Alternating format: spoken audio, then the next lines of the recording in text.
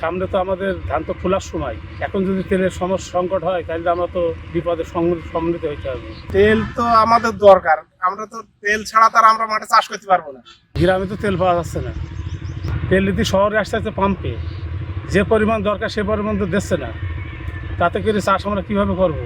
চাষ তো করতে গিয়ে খুব সমস্যা হয়ে যাবে মনে যেন। সামনে তো আমাদের ধান তো খোলার সময়, এখন যদি তেলের সংকট হয় তাহলে আমরা তো বিপদের সম্মুখীন হইতে হবে। কারণ তেল তো ঠিক মতো পাচ্ছি না। এই সেদিন গেলাম ফ্রি তেলে, হ্যাঁ 2 লিটার তেলের জন্য মানে বলছে যে ওই অমুক জায়গায় যাও। এরকম আমাদের অসুবিধা বিঘ্ন ঘটছে। আমরা যদি নিয়মিত পাতাম তাহলে ধরো নিয়মিত সেচ মেচ গুলো আমরা দিতে পারি। তেল তো আমাদের দরকার, আমরা তো তেল ছাড়া তার আমরা মাঠে চাষ করতে পারবো না। তেল আমাদের মেন জিনিস। এখন এই সেচ ব্যবস্থা না হলে ধান হবে না।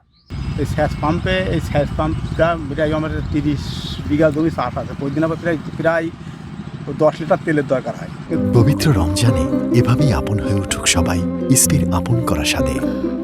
ইসপি আপন করা স্বাদ। 10 লিটার পাওয়া যাচ্ছে না, গেলে হয়তো 5 লিটার দিচ্ছে, আবার আজ না কালকে নাই, তুমি পরে এসো, এর আমার সমস্যা দেখা যাচ্ছে। যাই হোক, তো তেলের বিষয়টা একটু আমাদের একটু যাতে সমস্যার সমাধান হয়।